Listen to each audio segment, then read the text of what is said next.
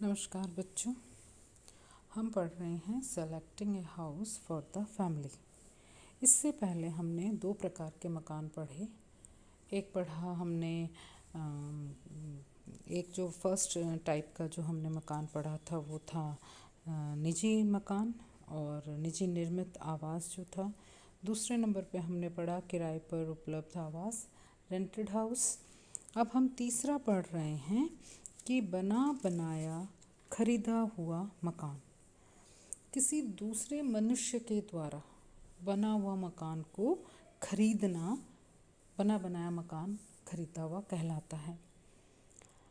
और सबसे बड़ी चीज़ें ये होती है कि ये मकान हमने नहीं बनाया होता है, किसी दूसरे व्यक्ति ने अपनी इच्छा के अनुसार, अपनी सुविधा के अनुसार इस मकान को बनाया होता है जिसे हम खरीदते हैं।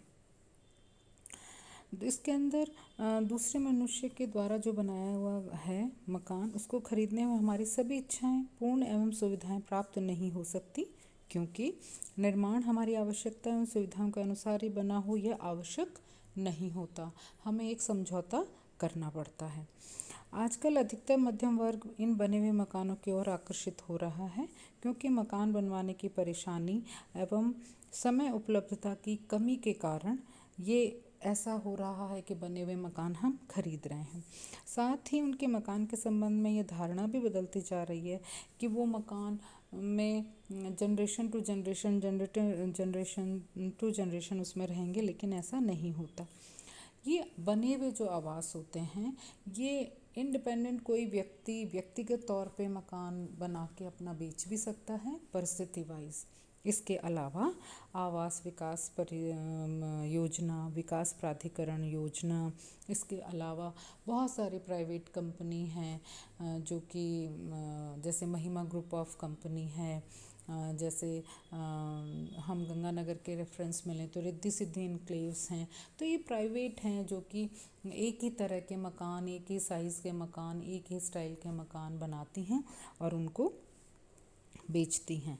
अब बने हुए मकान को खरीदने के क्या लाभ हो सकते हैं? सबसे पहला तो ये होता है कि लगभग जो बजट हम डिसाइड करते हैं उस बजट के अंदर हमें बना बनाया मकान मिल जाता है, क्योंकि ये प्राइवेट कंपनीज़ और जो सरकारी डिपार्टमेंट्स होते हैं ये हर रेंज में आने वाले मकान बनाते हैं। मसलन निम्न आय वर्ग के मकान, मध्यम आय वर्ग के मकान और उच्च आय वर्ग के मकान। तो हमें ज़्यादा आवासों के चक्कर में नहीं पड़ना पड़ता और हमें अपने बजट के अनुसार ये मकान मिल जाते हैं। उसके बाद दूसरा लाभ है कि बनवाने में शारीरिक क्षमता, शक्ति का अपव्यय नहीं होता और पैसे का भी व्यय ज़्यादा नहीं होता, क्योंकि जब हम खुद मकान बनाते हैं उस समय हम ना चाहते हुए भी कई बार ओवर बजट हो जाते हैं क्वालिटी और क्या बोलते हैं मेंटेनेंस के चक्कर में या उच्च क्वालिटी के चक्कर में। तीसरा है नक्शा पास कराने का झंझट नहीं होता, क्योंकि लीगल फॉर्मेलिटीज़ जो हैं वो सामने वाला व्यक्ति जिससे हम मकान खरीद रहे हैं या जिससे मकान हम ले रहे हैं वो हमें करवा के देता है।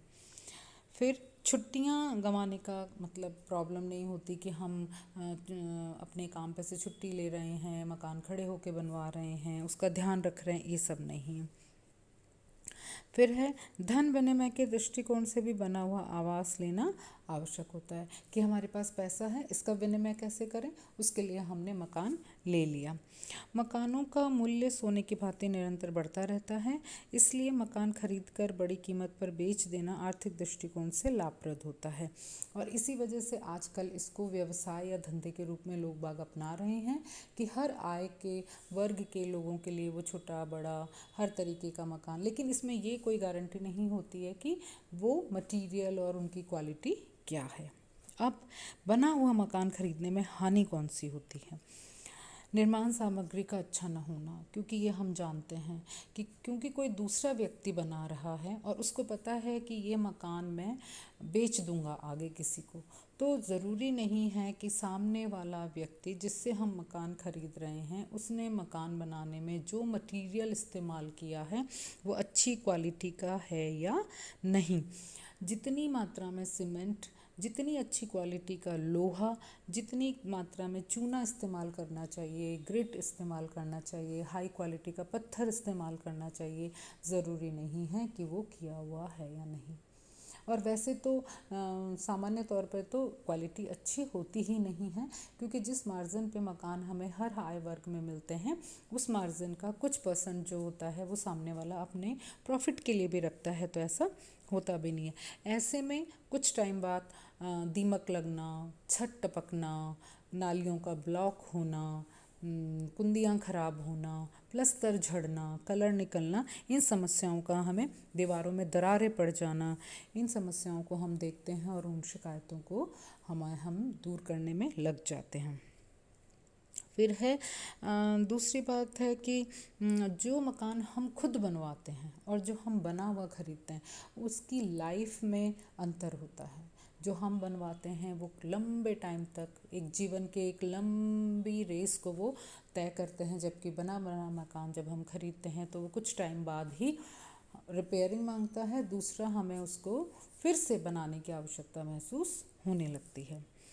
फिर है कि थर्ड नंबर का कि ज़रूरी नहीं, ऐसा तो ज़रूरी ही है कि जो सुविधाएं हम चाहते हैं हमारे अकॉर्डिंग हो वो हमें नहीं मिलती हैं। ये सबसे बड़ा इसके अंदर लैक्यूना रहता है।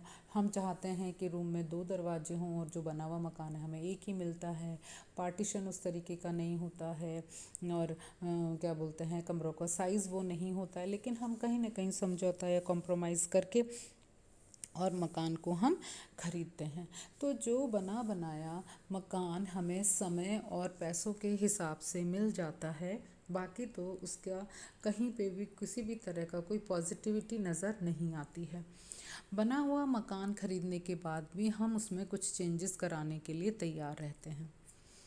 तो ये एक तरीके का हमारे बजट को ओवर बजट करने का या एक्स्ट्रा खर्च हम कह सकते हैं, ये एक हानि है कि हमने मकान ख़रीदा 25 लाख का और उसके अंदर जब हमने रेनोवेशन कराया, अपनी सुविधा से उसको थोड़ा मॉडिफाई कराया, तो ऊपर लग गए 5 या 10 लाख, तो हमारा वो 35 लाख में पड़ा। तो हो सकता है कि 35 लाख में हम अपना मकान बहुत अच्छे से बना पाते।